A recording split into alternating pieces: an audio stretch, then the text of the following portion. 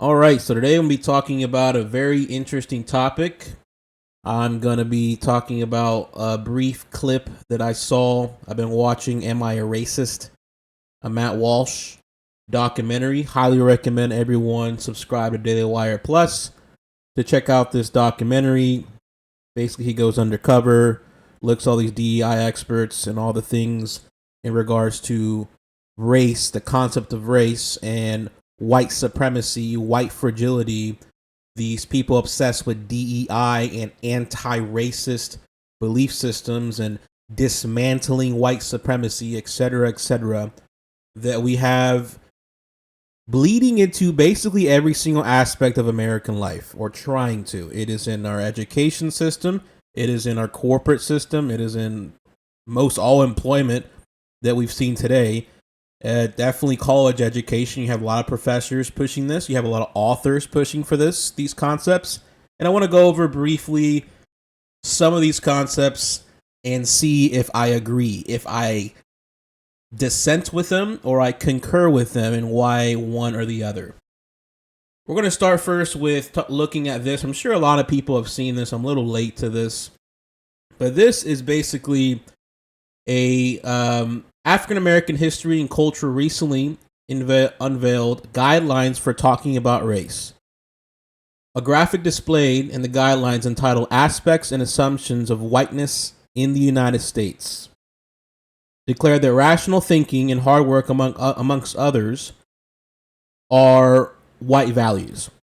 So I'm truly trying to understand the premise. I'm trying to understand what they're trying to teach. I want to fully understand and grasp what they're trying to push here. So as I read this is what I interpret. Talking about race. So if this is my first time reading this, aspects and assumptions of whiteness and white culture in the United States. So they're basically saying all these things listed out are part of white culture. This is what they define as white culture, whiteness. And I'm assuming that if these people are always obsessing about deconstructing whiteness and deconstructing white culture and attacking white supremacy, I'm assuming that they see these as a negative, bad thing. And if you replicate these behaviors, I'm going to assume that you are helping and assimilating to white culture. Let's read some of these. While white dominant culture or whiteness refers to the ways, let me see if I can zoom in so you guys can see it a little better. There you go. White dominant culture or whiteness refers to the ways white people and their traditions, attitudes, and ways of life have been normalized over time and are now considered standard practice in the United States. And since white people still hold most of the institutional power in America, we have all internalized some aspect of white culture, including people of color. So one of the things part of white culture is rugged individualism. The individual is the primary unit, self-reliance, independence, and autonomy highly valued, plus rewarded. Individuals assumed to be in control of their environment. You get what you deserve. In other words, pull yourself from your bootstraps. Personal accountability, taking responsibility for your issues and problems. Basically thinking that you can self-actualize yourself to overcome the hardest adversities and biggest discrepancies that may happen in your life. Family structure. The nuclear family, father, mother, 2 to 3 children is the ideal social unit. Husband is the breadwinner and head of the household. Wife is homemaker and subordinate to the husband. Children should have our own rooms and be independent. So when I read this, I think about, and I don't really think this way, but I do want to dive into all these new ways, modern progressive ways of thinking, and see if I can extract some truths, some benefits from it. And that's why I like to do these thought experiments. But immediately upon reading the family structure, I asked myself the question, I use the Socratic method of, is it only white people that do this type of culture of mother, father, husband's a breadwinner, wife is a homemaker, subordinate to the husband, having multiple children. I look at continents, countries within the continent of Africa, and I ask, do they do this same type of behavior? The Caribbeans, Puerto Rico, Dominican Republic, Cuba, South America, Central America, people that do not look white, do they believe in the same type of family structure unit that's laid about right here? Commonsensically, I would say it's yes. It's a definite yes. So I'm trying to fully grasp what point is being made here. Are they saying that only white people around the world are pushing this? It's very hard for me to grasp the validity of this and what are they trying to point out? What's their objective here? What are you trying to teach me? Okay, cool. White people want to do a nuclear family, but other cultures and other skin colors want to do a nuclear family as well, where the husband's a breadwinner. They want to have multiple kids. They want to have a wife. They want to raise children to be independent, to become adults. That isn't only in white people, white culture. I don't understand this. So I'm confused there. Let's continue. Emphasize on scientific method. Objective, rational linear thinking, cause and effect relationships, quantitative emphasis. Okay, so being logical, mathematics, studying history, studying cause and effect, causation, and consequences of such things is part of whiteness. Very confusing. Very confusing. And I'm pointing that out. What are you trying to do here? What is the end goal of pointing this out and labeling as whiteness? History. Based on Northern European immigrants' experience in the United States. Heavy focus on the British Empire. The primacy of Western Greek, Roman, and Judeo-Christian traditions. Okay. I think we can all agree that studying history, that the mass movement of crusaders and people that came in ships in Southern America to Christopher Columbus, a lot of these empires, the Spanish Empire, the conquistadors, all these different empires hundreds of years ago did bring Judeo-Christian values and did say when they took over these nations or took over the tribes within these areas to try to assimilate to the Judeo-Christian values and break away from some of these crazy traditions that they fell upon when they came into the Americas. Is that, I mean, you wouldn't call the Spanish Empire white. So again, it's just so much questions I have, so many questions and confusion I have of pointing this stuff out, and it's very shallow thinking when I think about this. I'm like, okay, cool, Western Greek Judeo-Christian, but it's like you can't generalize that and say that's a form of pushing white supremacy when there were other cultures that are not white that were pushing Judeo-Christian value traditions.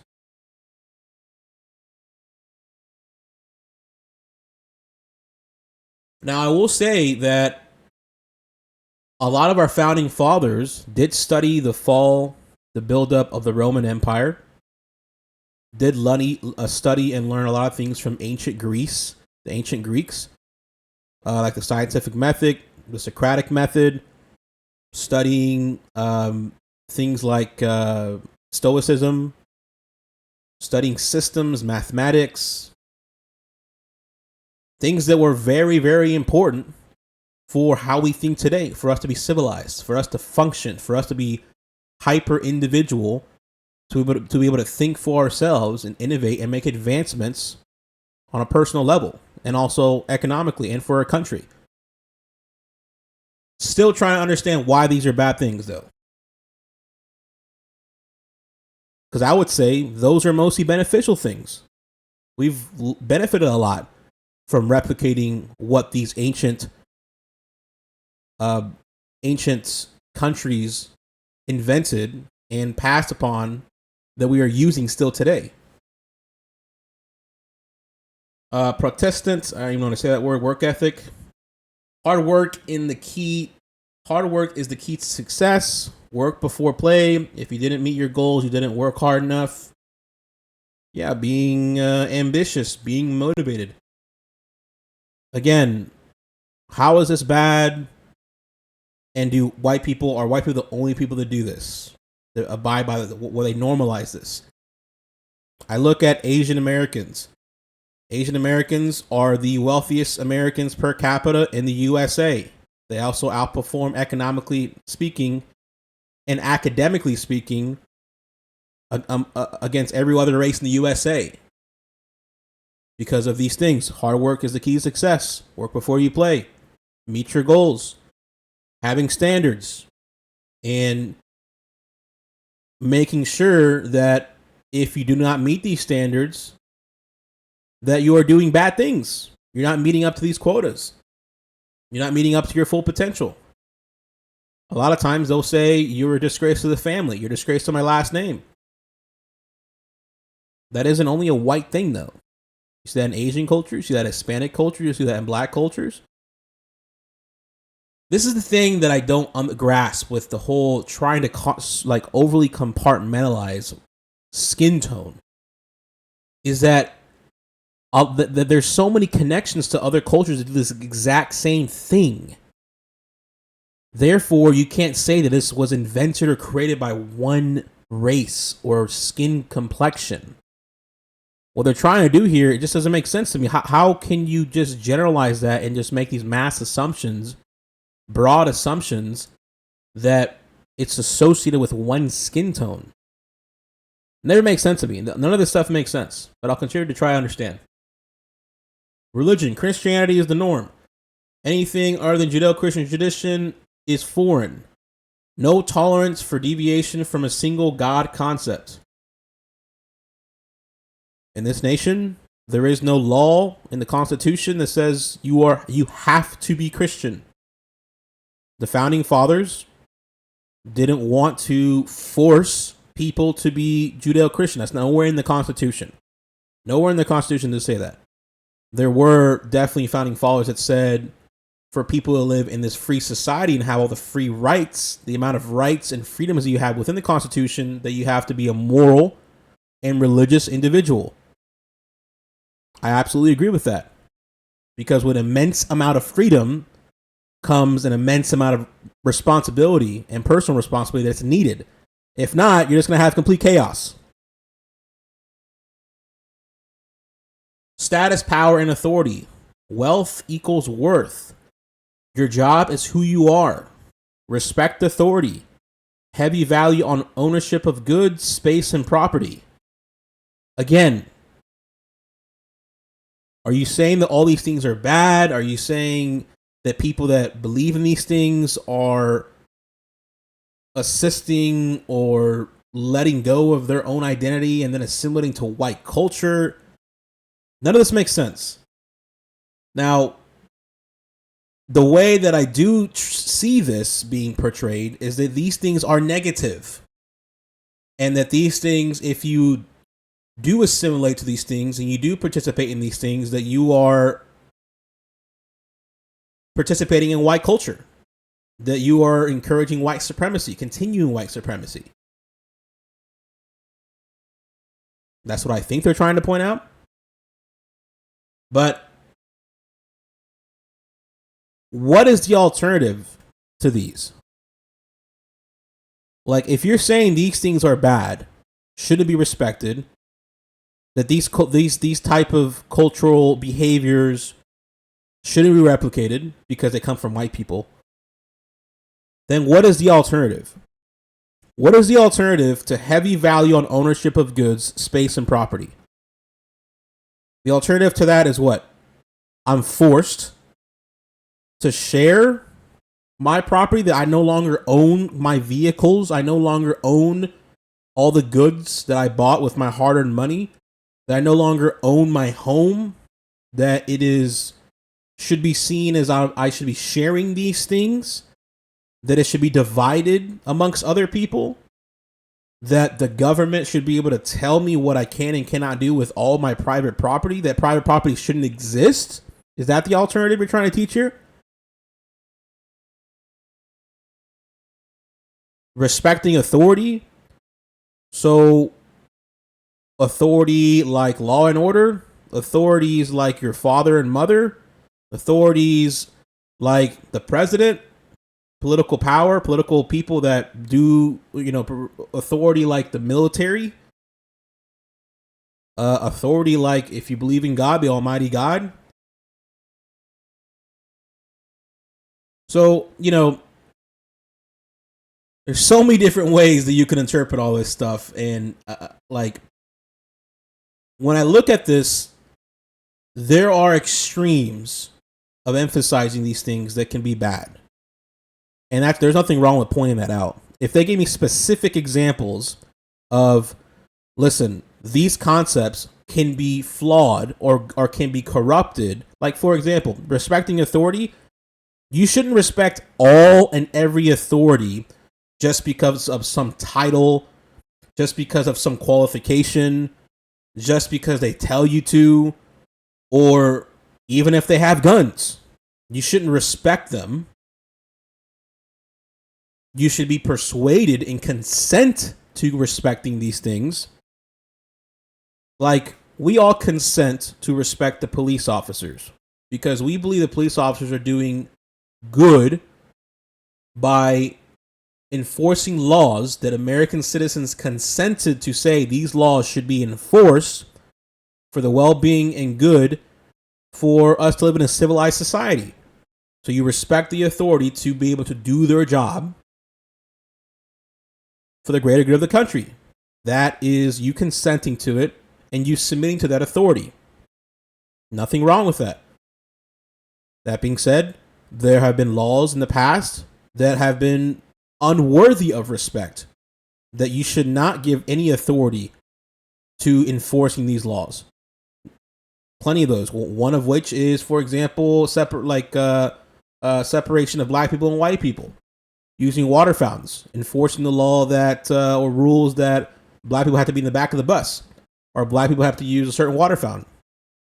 There's plenty of laws in the past that we've used that they don't deserve any authority over you. Same thing with politicians or teachers or parents, right? You may have an individual that may be treating you terribly, beating you, doing sexual things without your consent, etc., etc. A lot of these things can be used and be corrupted. I agree with that 100%. But just to do a broad, general statement that these things are bad, they're whiteness, they're encouraging white supremacy, it's just not persuading me.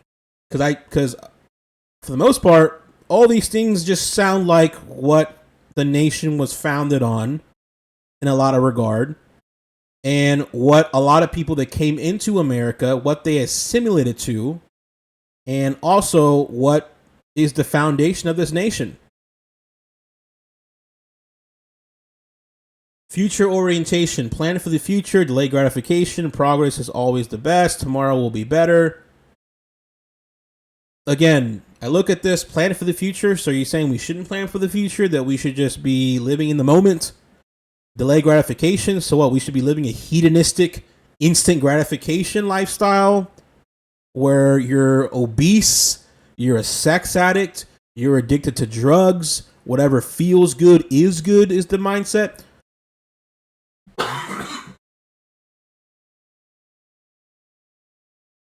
Is that the alternative that you're trying to push here? Tomorrow will be better. So, tomorrow will be better. It seems like an optimistic type of belief where you're always hopeful, you're persevering, you're able to deal with adversity. Progress is always the best. Don't see any issues with stuff. Time. Follow a rigid time schedule. Time viewed as a commodity. Being punctual, being on time, seems like this is a beneficial thing that everyone should do because it's a respect thing. A society functions better whenever we honor and respect people's time, because we're on this earth for not very long. And it's also a reflection of you, or if you're capable of showing up on time, that immediately gives the person a glimpse of trust in you, saying that you're responsible, that you have your life together, that you can honor your word of showing up at a specific time. There's a lot of implications that come with that. And it's beneficial for us to all live in social cohesion when we are punctual and respect people's time. Like, this is the thing. That isn't a white thing. That is like a basic, common, like psychological, philosophical, good thing that as a nation, if we do these things, everyone benefits from it. Aesthetics based on European culture, steak and potatoes, bland is best. Women's beauty based on blonde, thin Barbie. I've never heard of this, but okay. Man's attractiveness based on economic status, power, intellect. Well, in a lot of regards, that is factually true because that is what women respond to and react to. Why don't we see women marrying a homeless guy? Why don't why don't homeless people have more attractiveness to women, all women around the world, compared to a guy that's got a stable income, has a job? Is that really a whiteness culture? Holidays based on Christian religion, based on a white history, and yeah, that's true. Yeah, that's true. Based on Christian religion, yeah, a lot of our holidays are based on Christian religion. Yep, that's factually correct. Based on white history and male leaders, that's true for the most part. That's true for the most part. Yeah, they're right about that. Justice based on English common law, yeah, that's true for the most part. Protect property entitlements, right? These are things like John Locke and his philosophy of liberalism, original liberalism, conservative liberalism, different ways of looking at it. Intent counts, yeah. Competition, be number one. I mean, I'm going to list this off. Win at all cost, winner/loser dichotomy, action-oriented, master and control nature, must always do something about a situation, aggressiveness and extroversion, decision-making, majority rule when whites have power. Majority rule when whites have power. This is a very interesting concept here. We live in a nation where you have 50 states and it is a majority white nation. That is factually correct. Do all white people in this nation think the same? Absolutely not. Do all white people have the same culture in this nation? Absolutely not. Do all white people think that we should have absolute free speech? No. There are some that believe we should have absolute free speech.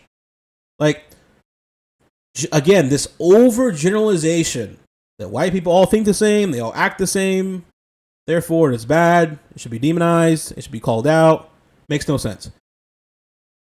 And another thing that is asserted in this premise is that all white people in all 50 states in the United States of America are like working in harmony.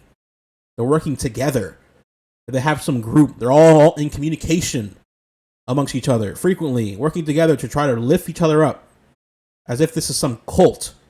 This is some like mass movement or militia. That's not happening at all. So again, being number one, competition. Again, I don't understand. What is the alternative to being number one? That there's no losers, that everyone's equal, that you get a participation trophy, that you get that there's no. I mean, I don't get it. Do you really want to live in a society where you don't reap what you sow? Do you really don't like? You work your ass off to be the best at something, and there's no trophy. You don't get compensated for it. There's no money. You're not labeled as the greatest of all time. So people like Michael Jordan, Kobe Bryant, LeBron James, the greats, they are all buying into white supremacy. They're all of a sudden white. And these are bad. I don't get it. This makes no sense. Win at all cost. What's wrong with that? Right? As long as it's ethical and honest, nothing wrong with that.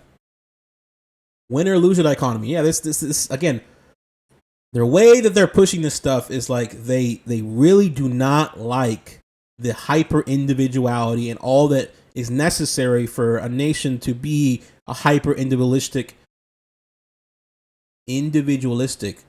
nation as a whole. Because America really is an emphasis of individuality, personal rights, equal protection under the law among individuals within a nation, living in harmony amongst one another.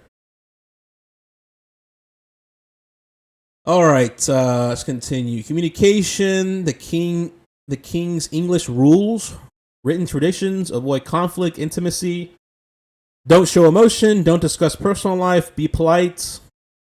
All this stuff is just makes no sense here. Makes no sense. See if I can try to unpack some of this.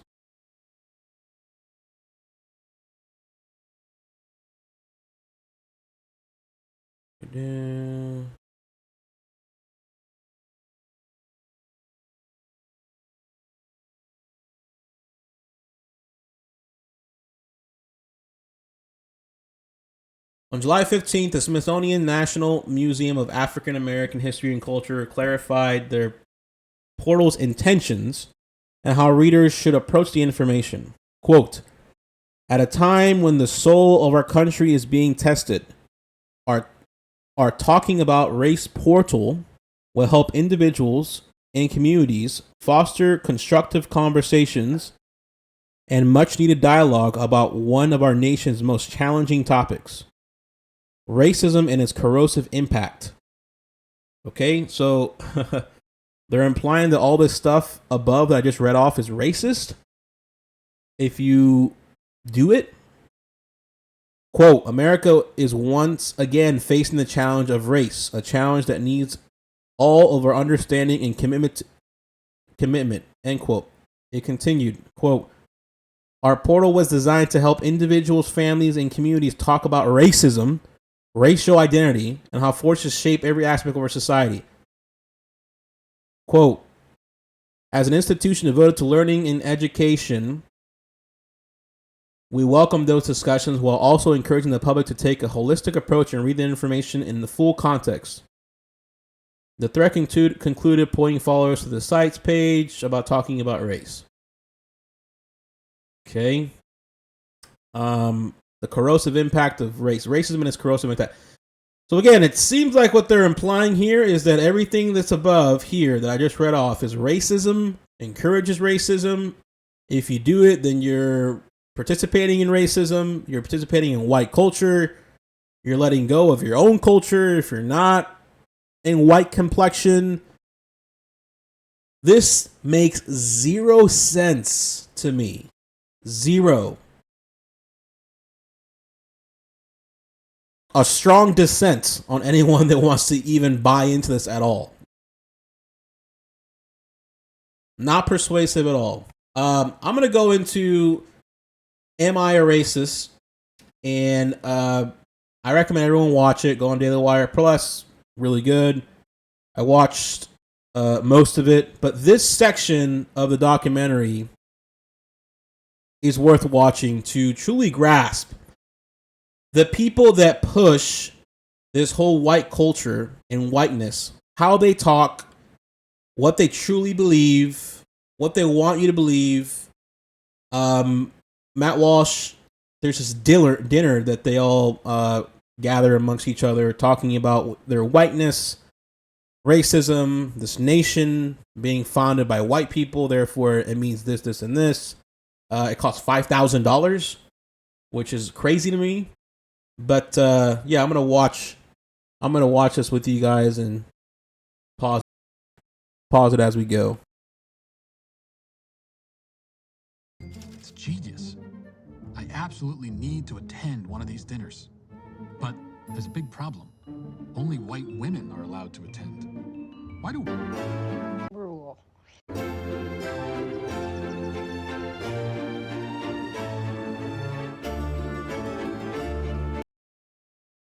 Whenever I see stuff like this I just can't believe people think this way. I don't know how you live with yourself, because this just seems like two people. You have a brown lady here on the left, so you have a black lady on the right, and the white. Why is she wearing white? Isn't that a continuation of white culture? Why isn't she wearing black? Right? Like, if I want to do this hyper analysis of trying to find the racism implications and the racial intentions on everything, then I can really dissect a lot of things and say, oh, that's a form of white supremacy right there. That's a microaggression of white supremacy. This is how they talk and this is how they think. Like, these massive mental enslaving constraints that people put upon themselves is shocking to me. This isn't freedom. Right? This is not free thought at all. So you got these two ladies here that are quote unquote the experts. And then you have a group of white females that are surrounding these people and are just going to be shamed nonstop and feel and have this nonstop guilt trip being put upon them.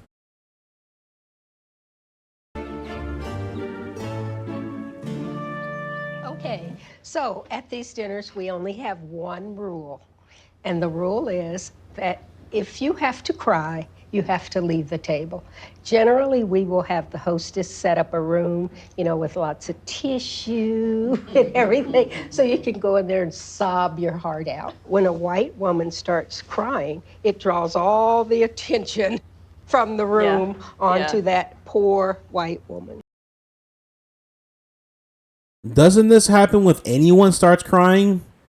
Why the hell is it only like, when you say statements like this, you're implying that it only happens to this race. Why do you have to say when a white woman cries, this happens? To even say that, you're implying that it is a very unique thing that only happens with this sex, with this skin tone complexion. Otherwise, why even say it before you make the statement about crying? If anyone cries in a group setting, it definitely distracts people. Anyone that cries. Yeah. Even the language of whiteness softens everything. White fragility. So what that is, and by the way, a white woman, your hero, Robin DiAngelo, coined that term, and it's for when black and brown people talk about racism and then white people get upset, angry, and then deflect the conversation by not.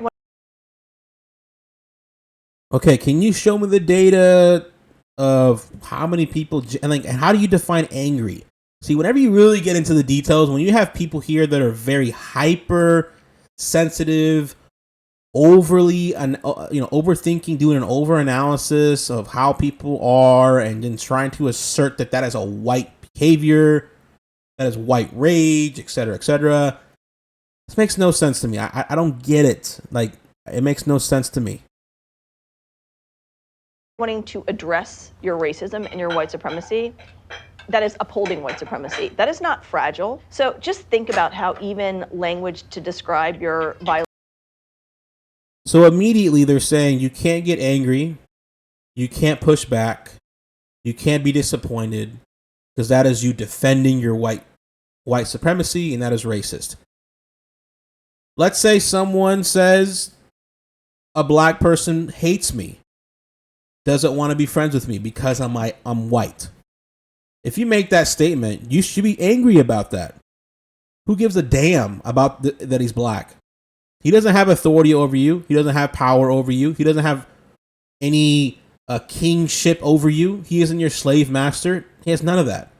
You have every right to be angry if a black person is disrespectful to you, says to your face a racial slur, disrespects your kids, doesn't respect you, whatever it may be, specifically because of your skin tone. You have every right to be angry at that. Violent behavior is couched in ways to. This whole thing also screams that us black people are handicapped, that we are so fragile and overly sensitive, and we should be offended. We get offended very often. These people are so fucking disconnected from the average black person This is like the bourgeois, upscale, they call it the intelligentsia of people that are hyper analytical, that they think that they have the answer, they think their shit don't stink. You know, they like hearing themselves speak. They do more harm than good. To make you all seem delicate. And to make you comfortable. So tell us one instance that your racism has shown up recently. And that's either something you did, Didn't do? thought, or an action. So That question, I always ask myself, because like these are very subjective questions. Give us a time when you thought you were racist, had a racist thought. Well, we have to first define what is racist. What is racist? Because you have people here that again, racism, like we saw in the article here, this is all racism. This is all a form of racism right here. Rugged individualism, self-reliance, this is all a form of racism and encouraging of white supremacy. So this can be someone's definition of racism right here. Just the list of things we just talked about. Power and authority, plan for the future, being a Christian, thinking you should have a nuclear family, 2 to 3 kids, husband is a breadwinner. Oh, you're a racist. You're a racist. You're a racist if you think you should be number one. You're a racist if you should be winning at all costs, action-oriented. You're a racist if you think the English law is good. You're a racist if you think you should be on time. You're a racist. This is why I don't take these conversations seriously at all, and it's very comedic, and it's so hard for me to take it seriously at all. husband's black, so it can be an everyday white supremacist thing. All right, so this is married to a black guy, right? And I guarantee you, this girl's got to be walking on eggshells every single day with this crazy obsession of I don't want to offend my black husband, right? I don't want to be too assertive. I don't want to speak my mind up. For anyone that is all about feminism, women's empowerment, whatever the hell you believe in, this contradicts that. This woman here, you can see her. If you're going into a meeting like this, you truly are concerned and are unable to be yourself fully, where you've put psychological and mental constraints in your mind to not even be yourself because it may be labeled as racism towards your black husband. How is that women's empowerment? How is that feminism? How is women being able to speak their mind, do what they want, not being held by any constraints of men and anything else? Like if I'm out in public and he's like really loud or something, and I'll shush him. Why do you do that? Usually because we're in a space that I think should be quiet, which is probably my white supremacy talking. So, Yo. Oh my gosh. So you're not able to tell your husband to shut the hell up if he's being loud, belligerent, disrespectful in a setting where you should shut the hell up.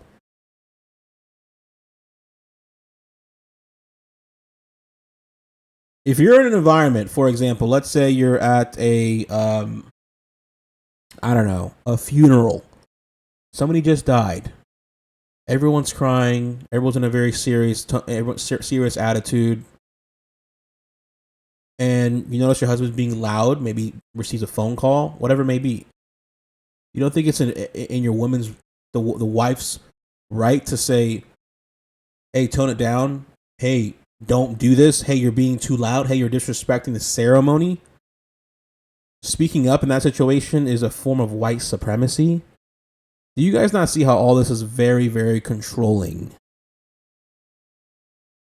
that's basically tone policing a black person who happens to be your husband. Okay. Who's next? This one, Mom. Tone policing. Man, that is the first time I've ever heard anyone say that. And anyone that I meet in my life that says this word or tries to shame me or bring it up at all, of like, this person is tone policing me, I would immediately disassociate with that person and immediately cut them off. Who says this? Tone policing. Mom starts going on about how her white son is so screwed. Been rejected here, and white boy, white boy. All right, white entitlement, white centering, tone policing, white silence. White women owned slaves. Period. That's what it Black men own slaves. Black people own slaves. There were also white slaves. Period. is. Let's be clear what's happening in this country. It's Nazism. Nazism. Wow. Bold statement there. Where are the camps? Where's the gas chambers? Where is it? Show me where with your Nazism claims. Where are the prison camps that were torturing brutally, cutting off their limbs, killing hundreds of thousands of people all at once in chambers with torturous methods like the Nazis did? Can you substantiate the claim of Nazism? Why is nobody at this table challenging this lady? See, this is the stuff that makes no sense. Whenever you're controlled by guilt, shame, and the weaponization of skin tone, which really is just a way to acquire power and make money, because this costs $5,000. That's all I see here. This person is power hungry and wants to try to get a one-up edge over white people. They feel like they're in power. They get money from it. They get influence from it. They can tell people what to do. They can get people to think a certain type of way. I mean, if I was a narcissist, sociopath, yeah, sure. This is how I would talk and this is how I would think, like this lady is right now. Republicans are Nazis. I assume it sounds like everyone here is probably not a Republican. I might be wrong. Am I wrong about is there any Republican at this table?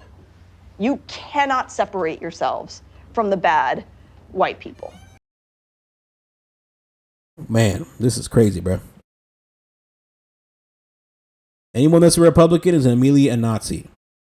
There are black Republicans, there are Asian Republicans, there are Hispanic Republicans. There are a lot of different quote unquote races in this nation that are Republicans, Jews. I mean, list them off. If you're a Republican, no matter what your race or sex, you're a Nazi.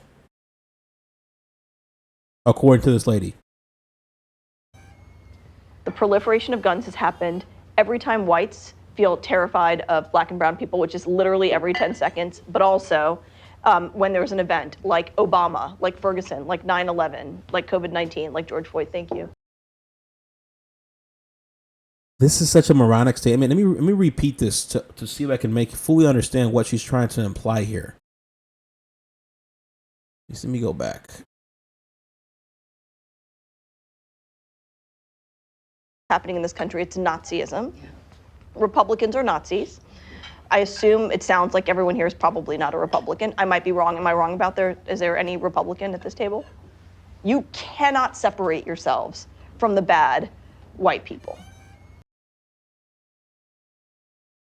You cannot separate yourselves from the bad white people. So is she implying that because you're white, if you have someone that also is white like you and they do something horrific, that you're now responsible for that? What crazy logic that is. Imagine thinking that way, where you are a part of this cult tribe white. Oh my gosh, this is such ridiculous nonsense. And you live in New York, and let's say someone in Idaho does a mass shooting of some sort, and you're in New York, never even met the person, but because you're both white, you're immediately responsible for or have some influence for the other person, the other state of Idaho. I don't understand these statements. It makes no sense to me. The proliferation of guns has happened every time whites feel terrified. So proliferation of guns. So basically being able to own a gun, protecting your Second Amendment rights is a white construct. It's only been encouraged for white people's power and authority. That being said, though, during the process of the healing of black and white people, right, like segregation was abolished and whatnot, there were a lot of states that did not want to allow white people, black people, to have guns. Plenty of black people wanted to have the right to exercise their Second Amendment right. And plenty of white people did not want to allow black people to have guns. So is she implying that the people that fought for their rights for Second Amendment, to the right to bear arms, to peacefully assemble as black people, to have the right to self-defense, the right to equalize the power and protect their property, protect their personhood? What are you implying here? All races in America benefit from the Second Amendment. It's not just a white thing. Of black and brown people, which is literally every 10 seconds, but also when there's an event like Obama, like Ferguson, like 9/11, like COVID-19, like George Floyd, thank you. You've been killing all of us, right? Primarily black folks, and we're just right behind, right? There's the hierarchy. Whiteness is even more insidious than I even knew even a year ago. And whiteness also robs you of your brain. You know, you all have... Are you guys listening? Whiteness robs you of your brain. Whiteness robs you of your brain. I'm losing brain cells listening to this. Gave up your reproductive health rights without... You wouldn't even get off your Peloton bike for 10 minutes to go protest that. Did you want a second row? No, thank you. Oh, okay. I'm good. Black people know that white people believe they need their guns to protect yourselves from us. We've decided... Okay, so she's implying here that the Second Amendment is encouraged by white people and protected by white people to try to protect them from us, and she pointed at herself, a black lady. I've never heard of any white person saying this, thinking this, believing this. And again, she's purposefully being extremely hyperbolic, very sensational, and over the top of painting this reality that's absolutely not substantiated by evidence at all. And these people are paid $5,000 to listen to this nonsense.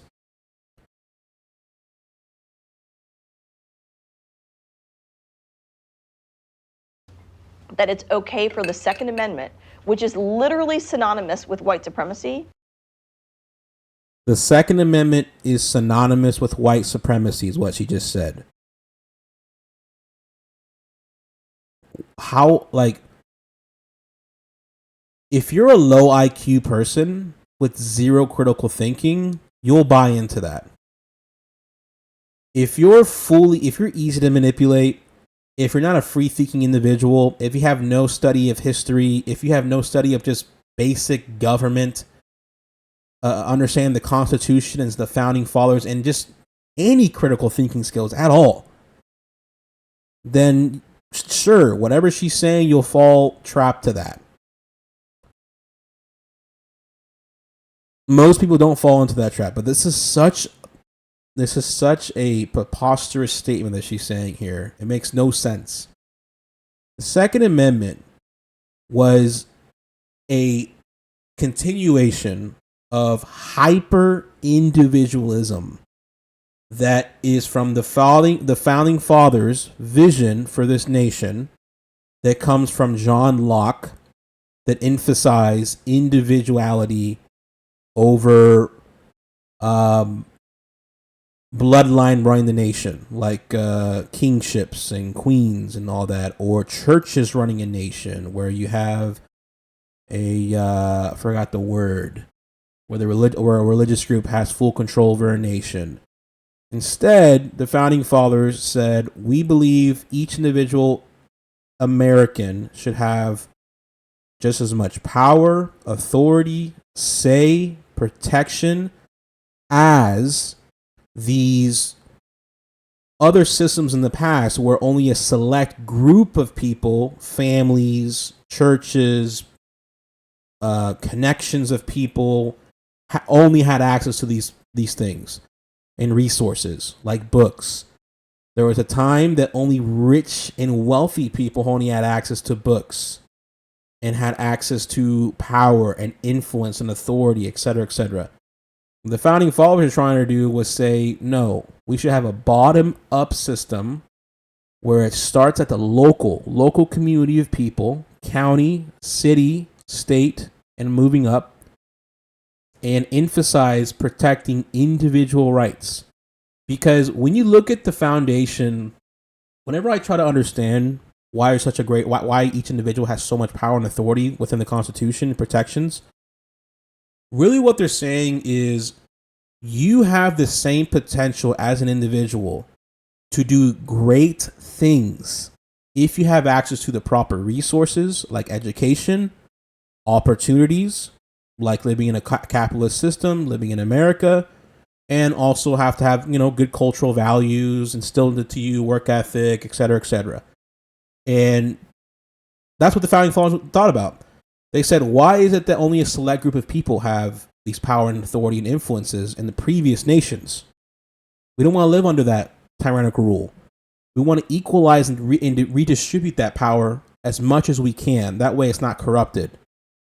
And the Second Amendment is a part of that. It is an equalizer to protect you individually and your rights, your land, your property, so you can live like a king did 500 years ago. Right? So it's like we have multiple different kingdoms, metaphorically speaking, within what you build. Where you build a family, you have some land, you get a house, you have guns, you have rights, you have capabilities to vote and decide how you want your certain area to be taxed, what you want to legalize, not legalize, et cetera, within your area. Right? That's maximizing individual rights from a local to small level versus one family that inherited this power and authority because of their last name. They are a king and they dictate everything that you do every single day. For example, like North Korea. North Korea is a perfect example of how before the founding of this nation, that's how a lot of nations were ran, was like North Korea, where a family of people, elite family of people, were able to tell you what you can and cannot do, what you can and cannot think like, what access you have to, and there's zero free thought, zero choices, nothing like that. So the Second Amendment protects choice, it protects power, it gives you authority, it equalizes a lot of situations and scenarios for you against the government, and also for you to self-govern yourself as an individual in the instance that you're attacked, someone wants to steal your property, potentially, do sexual things without towards your child, break into your house, try to kill you, rob you, etc., etc. It's a great emphasis of self-governance, which is all attached to hyper-individuality. And the Second Amendment is attached to that. That is the concept of the Second Amendment. It's all attached and connected to get together. Same thing with the free speech, your First Amendment right. None of this has to do with anything of white supremacy or whiteness. Now, you can try to stretch it and grasp into it to say, well, because the people that created these concepts were white, therefore it is only used strictly for white supremacy and to bring down the black people, and attack and kill black people. That's what the Second Amendment was really created for. I guess you can twist it like that if you want, but it's not correct at all. There's zero accuracy to that statement. To be our Bible. This is what anti-racism is. It's actually what anti-whiteness is. It has to burn. The entire system has to burn. There is their true intention and motive for everything that they do and believe in. Everything has to burn. The entire system has to burn. And the justification for it was because it has been created by white people, it can only benefit white people. No other race can benefit from these systems and concepts and constitution and all this stuff because it was created by white people. It has to be exterminated. It has to be abolished. It has to be burnt down. Only because it was created by white people and because it continues white supremacy in this nation. Can you imagine if we had a majority of people that thought like this and bought into this nonsense? But this is normal. This has become what people have tried to push in the education system. This is everywhere. This is everywhere. So whenever I look at that, we saw that article of whiteness and white culture. They all do the same exact thing. The system has to burn. Everything, the foundation and the roots of this nation is all built on white supremacy and white culture. And to truly exterminate and end racism, white supremacy, white culture, etc. They're all bad things. We have to let it burn. We have to let it burn. Destroy it all. Everything that's been built in since the founding of this nation has to end. Burn it all. Start over from scratch. End it all. Then, only then can we resolve the racism problem in this nation. That's what they believe. And I'm not going to even use save this country. This country is not worth saving. There you go. Not worth saving. There's no other option. She truly believes that there's no other option other than burning this nation. Can't save it. Can't correct it. Nothing else. Have to let it burn. This country is a piece of shit. Oh my goodness. Oh, sorry. But yes, aren't you all tired of living like this? Seriously? I mean, I used to be a white woman, an unsuccessful one, for many decades, and it was a miserable experience. And really, the hatred of yourselves and each. But yes, aren't you all tired of living like this? Seriously? I mean, I used to be a white woman. I used to be a white woman. I don't, what does she mean by that? I used to be a white woman. Again, like, because this is such nonsense and this is his crazy, preposterous claims, I have to even ask for credit. If I was there, I'd be like, can you define white woman? What do you mean you used to be a white woman? Define white woman. If you're no longer a white woman, what are you now? But I thought she was Native American or Hispanic or something like that. But she says now, I used to be a white woman. Used to. So now she's not a white woman. How did she do the Michael Jackson on her and just bleach her skin? What is this? Woman, an unsuccessful one, for many decades, and it was a miserable experience. And really, the hatred.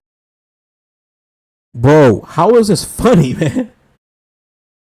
The black girl next to her starts chuckling and laughing. This is funny? Is this how people talk? Hatred of yourselves and each other is like the not seeing your power, the being afraid. Like, all you do is talk shit about each other, talk shit about yourself. Oh my God, I'm so fat. That's all they do. I'm telling you, these white women. But that's it. I'm so fat, I'm so stupid, I'm blah, blah, blah. Sorry.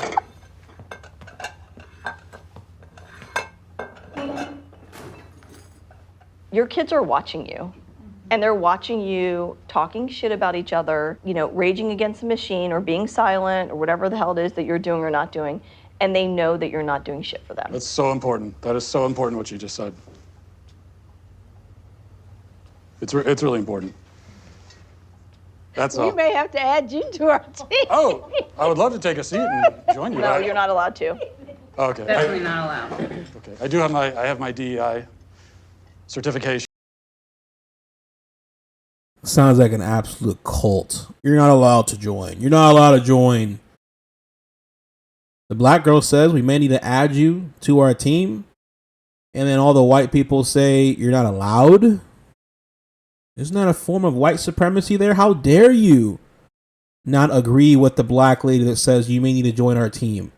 She's laughing. She's reacting positively to Matt Walsh's responses. Everyone there is racist all of a sudden, right? If we want to be ultra sensitive and super anti-racist and very woke about this, that's an example of racism right there. Right? You can't disagree with this black lady. She's always right. If she wants him on his team, he should be on his team.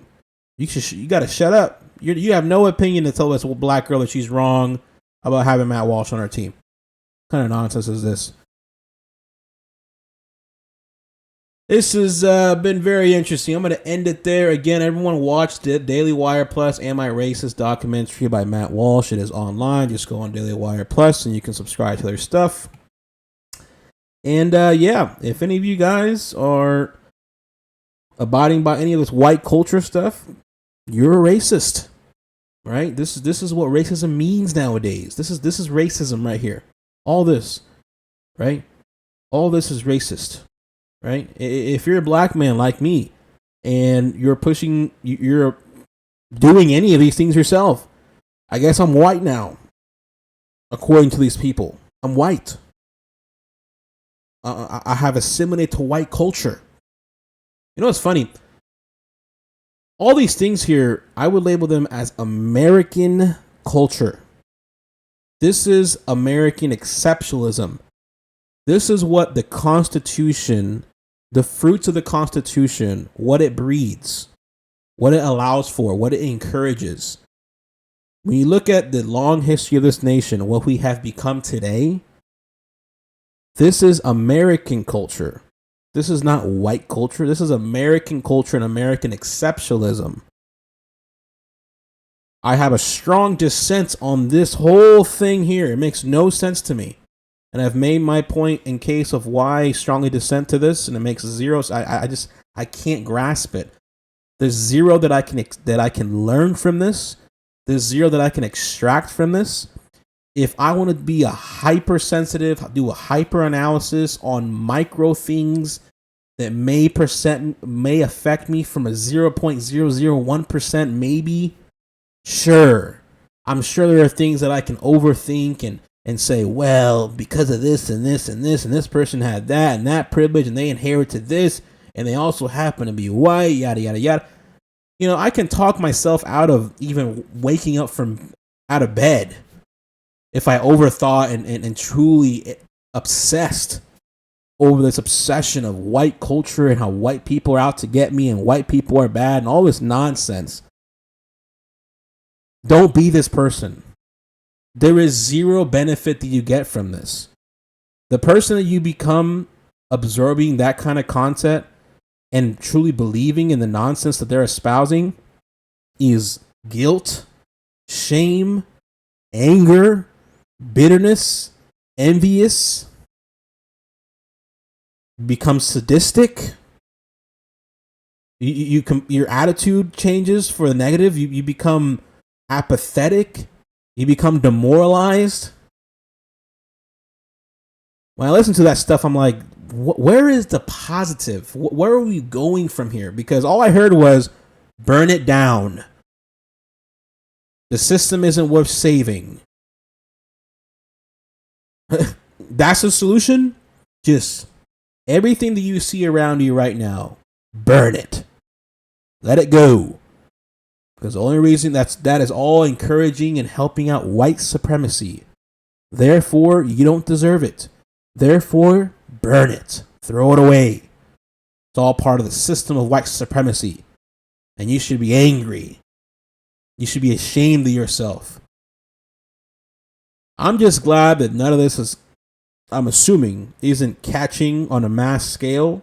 But the fact that a small group, a small percentage of people pay $5,000 to be sitting down at a dinner table eating, to be shamed and complain about, like, listen to how, like, the whole thing is so pompous and hypocritical.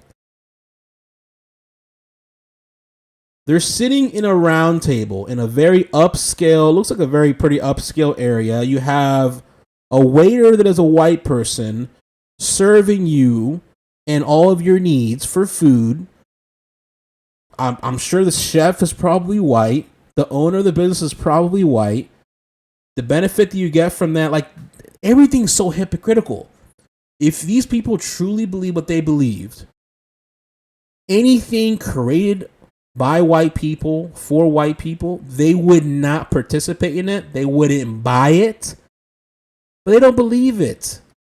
This is why I'm always skeptical of what their true intentions are, which they kind of showed it with the lady saying, burn it down, burn the system down. She hates America. So people that buy into this stuff hate America, want to watch it burn, are full of anger and envy and bitterness, are extremely ungrateful, and don't see that they are benefiting greatly from the first world empire that this nation is right now.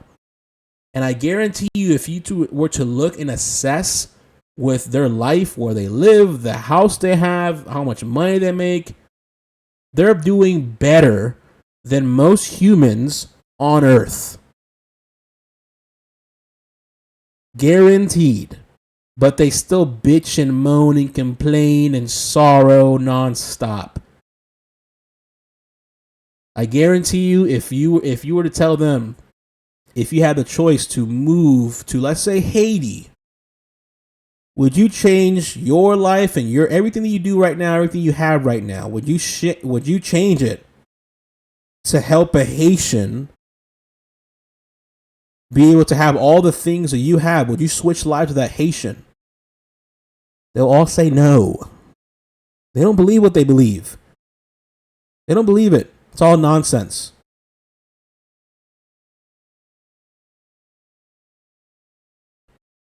Anyways, guys, I hope this all makes sense. I'm going to continue to make some more videos. Again, everyone watch Daily Wire Plus. Matt Walsh. Check it out. Pretty funny, pretty entertaining. Take care.